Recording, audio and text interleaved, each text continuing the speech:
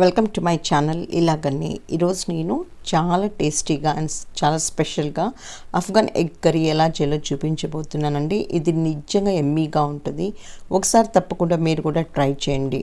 ఒక జార్ తీసుకొని దీంట్లోకి ఉల్లిపాయలు, ఒక పెద్ద ఉల్లిపాయ తీసుకొని దాన్ని ఇలా కట్ చేసుకొని, అలాగే పచ్చిమిరపకాయలు ఒక 6, జీడిపప్పు ఒక 10 దాకా తీసుకొచ్చండి.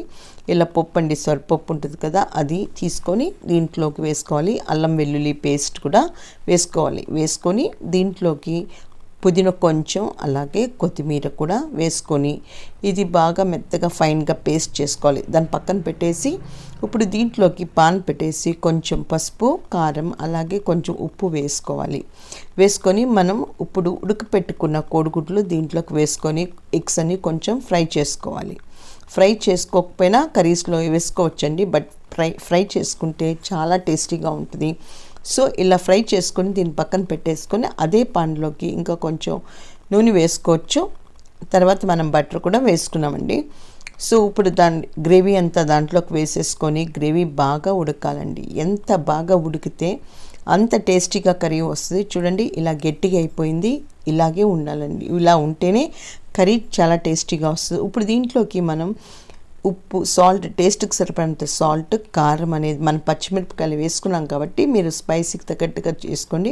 అలాగే గరం మసాలా వేసుకొని ఈ మసాలా స్పైసెస్ అంతా ఒకసారి బాగా మిక్స్ చేసుకోవాలి. ఇలా మిక్స్ చేసుకున్న ఈ దీంట్లోకి మనం ఇప్పుడు వాటర్ వేసుకోండి. మీరు గ్రేవీకి ఎంత సరిపోతే అంత గ్రేవీకి కన్సిస్టెన్సీ తగ్గట్టుగా మీరు వాటర్ వేసుకోండి. ఒకసారి కుక్ అయిపోతే ఇలా గట్టిగా అయిపోతుందండి. ఇప్పుడు దీంట్లోకి ఒక చిన్న కప్ అంత పెరుగు వేసుకోవాలి. ఇలా పెరుగు వేసుకొని దీన్ని బాగా కుక్ చేసుకోవాలి.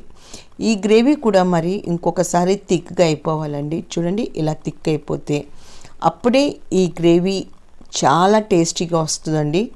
సో ఇలా వేసాక దీంట్లోకి మరి కొంచెం వాటర్ యాడ్ చేసుకొని దీంట్లోకి మనం ఫ్రెష్ క్రీమ్ వేసుకోవాలి. మనకి దొరుకుతుంది మార్కెట్లో, లేకపోతే నేను ఇంట్లో చేసుకున్న ఫ్రెష్ క్రీమ్నే వేసుకున్నాను. ఇలా ఒకసారి మిక్స్ చేసుకొని ఇంకొకసారి కుక్ చేసుకొని దీంట్లోకి మనం ఉడకపెట్టుకున్న కోడిగుడ్లు దీంట్లోకి వేసుకోవాలి. ఫ్రై చేసుకున్నాం కదండి, ఆ కోడిగుడ్లు వేసుకొని దీంట్లోకి ఇలా కొంచెం కొత్తిమీర చల్లుకొని మూత పెట్టేసేయండి.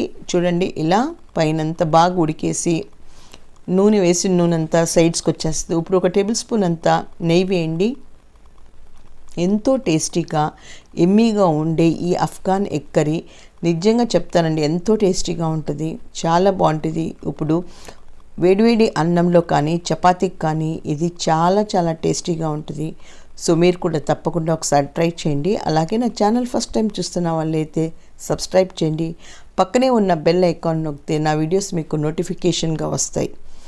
సో తప్పకుండా లైక్ చేయండి, అలాగే సబ్స్క్రైబ్ కూడా చేయండి.